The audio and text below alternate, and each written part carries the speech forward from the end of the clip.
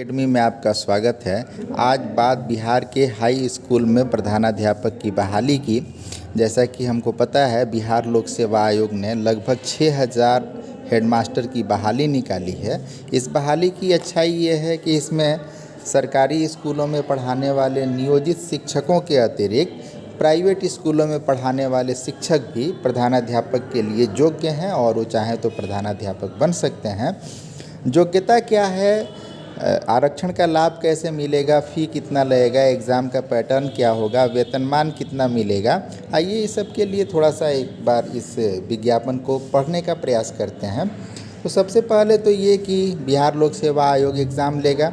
कुल पद 6061 है। इसमें 2014 पद जो है महिलाओं के लिए आरक्षित है, क्योंकि बिहार में 35% रिजर्वेशन महिलाओं को मिलता है और 2% का रिजर्वेशन स्वतंत्रता सेनानी के आश्रित को मिलता है, तो उनके लिए भी 118 सीटें रिजर्व हैं। इसी तरह दिव्यांग वर्ग के लोगों के लिए भी आरक्षण का लाभ दिया गया है। दो तरह के विद्यालयों के लिए वैकेंसी आई है। एक तो बिहार के सामान्य विद्यालयों के लिए जो राजकीयकृत विद्यालय हैं, और दूसरा अनुसूचित जाति जनजाति कल्याण विभाग के अंतर्गत जो विद्यालय आते हैं उनके लिए। लेकिन अनुसूचित जाति जनजाति कल्याण विभाग में सिर्फ 3 ही पद है, इसलिए इसकी चर्चा छोड़ते हैं। हालांकि बाकी शर्तें सेम हैं दोनों के लिए। तो सामान्य विद्यालय जो राजकीयकृत विद्यालय कहलाते हैं बिहार में, उनमें बहाली की प्रक्रिया जो होगी, इसके लिए अलग अलग शर्तें जो हैं उसको हम संक्षिप्त में समझते हैं। वेतनमान 35,000 की फिक्स्ड सैलरी है, लेकिन इसका मतलब ये नहीं कि भविष्य में ये फिक्स्ड रहेगी। इसमें समय समय पर राज्य के सरकार जो है पुनरीक्षित वेतनमान जो देगी वो मिलेगा, और अन्य भत्ते जैसे चिकित्सा भत्ता, आवास भत्ता, महंगाई भत्ता जैसे भत्ते भी मिलते रहेंगे। चूँकि ये सरकारी कर्मी होंगे इसलिए इनको एनपीएस का लाभ भी मिलेगा। और दूसरी शर्त जो है वो है कि बिहार का निवासी और भारत का नागरिक। इसका मतलब ये है कि अदर स्टेट के लोग इसके लिए एलिजिबल नहीं होंगे, वही लोग इसके लिए अप्लाई कर सकते हैं जो बिहार में अस्थायी निवास स्थान का प्रमाण पत्र दे सकते हैं। अगली शर्त इसकी है कि 50% अंकों के संग पोस्ट ग्रेजुएट होना चाहिए, यानी एमए या एमएससी की डिग्री होनी चाहिए। रिजर्व कैटेगरी के लोगों के लिए जैसे अनुसूचित जाति जनजाति, अत्यंत पिछड़ा वर्ग या दिव्यांग और महिला या आर्थिक रूप से कमज़ोर वर्ग के लोगों के लिए 5% अंकों का छूट है। मतलब वो लोग पोस्ट ग्रेजुएट अगर 45% नंबरों के संग होंगे तो भी वो लोग इसके लिए एलिजिबल माने जाएंगे। इसी तरह फाजिल की डिग्री और आचार्य की डिग्री ये भी जो है पोस्ट ग्रेजुएट के इक्विवेलेंट मानी जाएगी। तीसरी शर्त है कि उन्हें ट्रेंड होना चाहिए, यानी बीएड, बीएएड या बीएससी एड में कोई एक डिग्री होनी चाहिए। तो 3 शर्तें, पहली भारत का नागरिक बिहार का निवासी, दूसरा एमए में 50% और आरक्षित वर्ग के लोगों के लिए 45% अंकों के संग उत्तीर्ण होना चाहिए, और तीसरा कि उन्हें ट्रेंड होना चाहिए, बीएड या बीएएड या बीएससी एड की डिग्री होनी चाहिए। इसके लिए एक महत्वपूर्ण और शर्त भी है। अगर 2012 के पहले कोई शिक्षक बहाल हुआ है तो 2012 के पहले बहाल शिक्षक के लिए अगर वो नियोजित है तो उसे दक्षता परीक्षा उत्तीर्ण होना चाहिए, और 2012 के बाद अगर बहाल हुआ है तो उसे शिक्षक पात्रता परीक्षा उत्तीर्ण होना चाहिए, क्योंकि 2011 में बिहार में पहली बार शिक्षक पात्रता परीक्षा हुई थी, और उसके बाद शिक्षक पात्रता परीक्षा उत्तीर्ण करने वाले लोग ही शिक्षक बनते हैं बिहार में।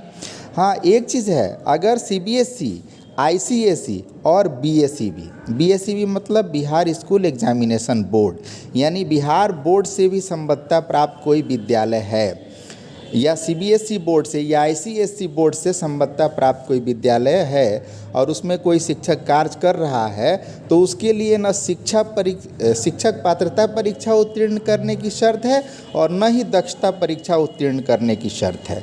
उसको इन दोनों शर्तों से मुक्त किया गया है। अनुभव भी अनिवार्य शर्त है, चूँकि ये हेडमास्टर की बहाली है और इसमें अनुभव ही महत्वपूर्ण है। तो अनुभव अगर हाई स्कूल का नियोजित शिक्षक है तो उसके लिए 8 वर्ष की न्यूनतम एक्सपीरियंस चाहिए। और अगर बिहार बोर्ड या आईसीएसई बोर्ड या सीबीएसई बोर्ड से अस्थायी संबद्धता प्राप्त विद्यालय में माध्यमिक शिक्षक है तो उसे 12 वर्ष का अनुभव होना चाहिए। इसी तरह अगर बिहार के सरकारी स्कूल में उच्च माध्यमिक के शिक्षक के पद पे हैं तो 4 वर्ष का अनुभव चाहिए। और अगर सीबीएसई या आईसीएसई या बिहार बोर्ड से संबद्धता प्राप्त विद्यालय में शिक्षक हैं तो उन्हें 10 वर्ष का अनुभव चाहिए। अनुभव की गणना योगदान की तिथि या प्रशिक्षण की अर्हता यानी जिस दिन से ट्रेनिंग किए हों जो बाद में होगी उससे काउंट की जाएगी। विद्यालय में अनुभव प्रमाण पत्र जो है वो हेडमास्टर बनाएंगे और हेडमास्टर के प्रमाण पत्र से ही लोग फॉर्म भरेंगे, चाहे वो सीबीएसई आईसीएसई या बीएसईबी से संबद्ध विद्यालयों के शिक्षक हों या बिहार के राजकीयकृत विद्यालयों के शिक्षक हों। लेकिन सिलेक्शन के बाद अंतिम रूप से चयनित होने के लिए जो अनुभव प्रमाण पत्र होगा उस पे डीपीओ स्थापना का सिग्नेचर अनिवार्य होगा। यानी हेडमास्टर साहब अभी जो अनुभव प्रमाण पत्र बना के देंगे उसी पे बाद में डीपीओ स्थापना से काउंटर साइन कराना पड़ेगा। ये एक महत्वपूर्ण जानकारी है, इसका ध्यान रखा जाना चाहिए। अनुभव प्रमाण पत्र लेने के लिए बिहार बोर्ड बीपीएससी जो है bpsc.bis.nic.in पे एक फॉर्मेट है, उसी फॉर्मेट में आपको अनुभव प्रमाण पत्र लेना होगा। अगर कोई शिक्षक पहले सीबीएसई आईसीएसई या बिहार बोर्ड से संबद्धता प्राप्त विद्यालयों में शिक्षक था और अब सरकारी विद्यालय में आ चुका है तो उसके लिए दोनों जगह के अनुभव को जोड़ करके उसका अनुभव मान्य होगा। अगर वो हाई स्कूल का टीचर है तो 12 वर्ष का और अगर +2 का टीचर है तो 10 वर्ष का, दोनों जगह का अनुभव जोड़ के तब उसका मान्य किया जाएगा। अगर कंप्यूटर, संगीत, ललित कला या नृत्य का कोई शिक्षक बहाल है तो वो हेडमास्टर तभी बन सकता है अगर वो बीएड या बीएड या बीएससी एड कर लिया हो।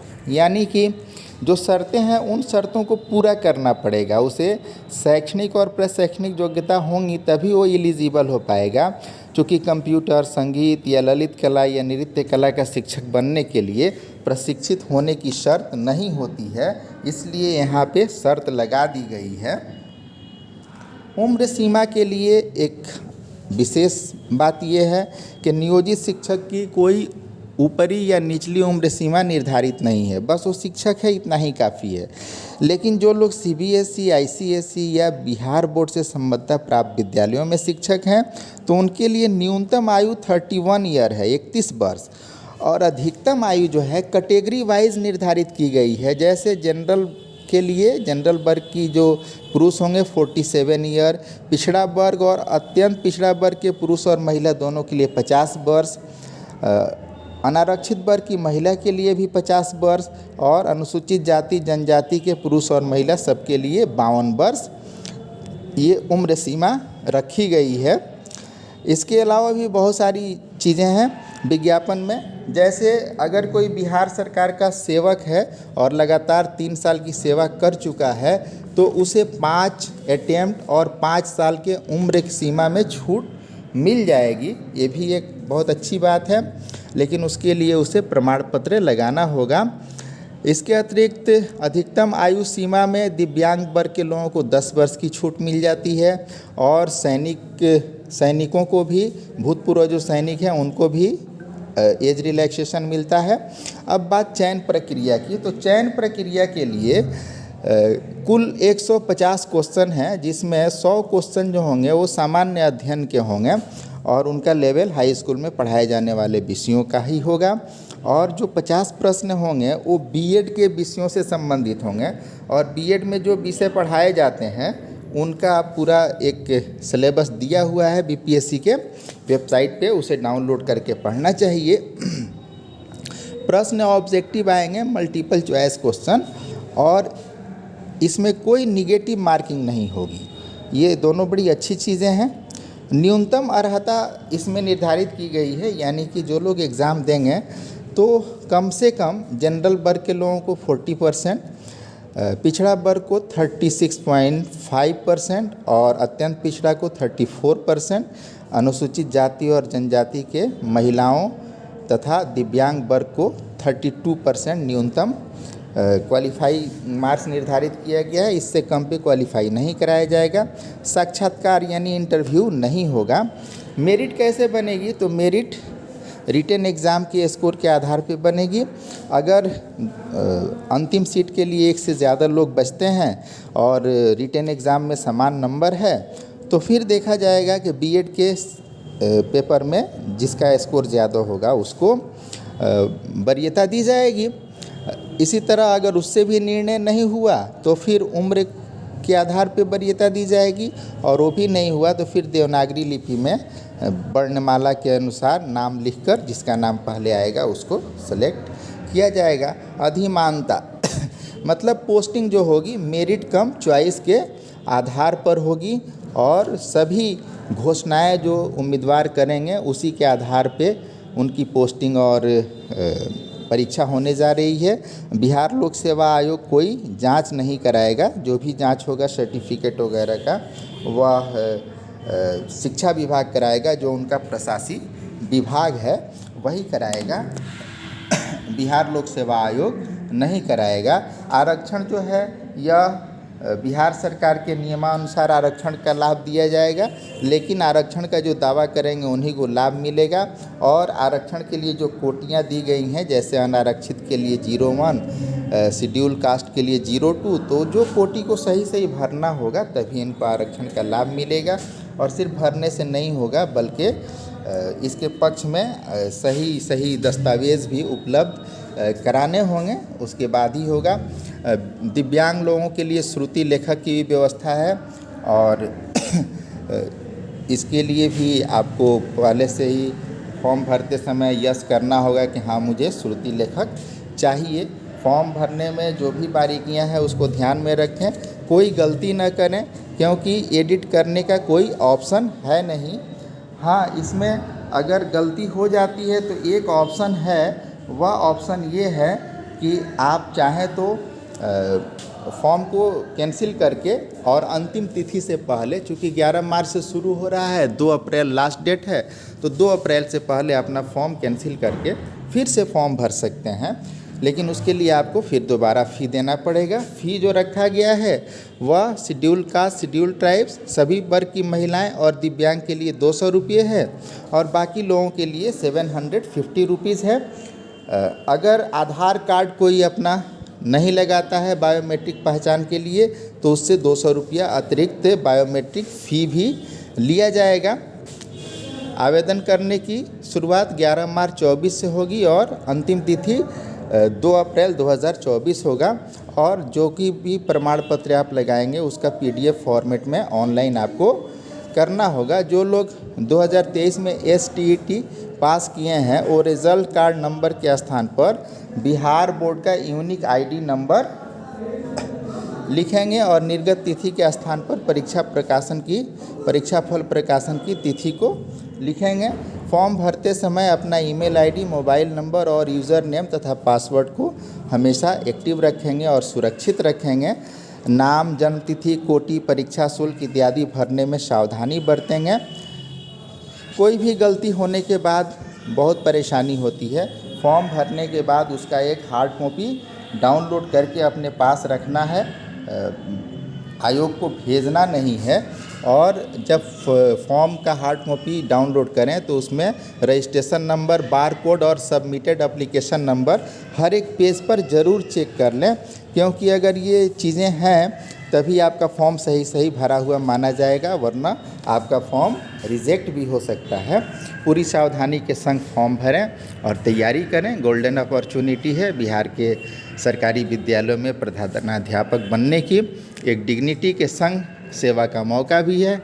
बहुत बहुत धन्यवाद।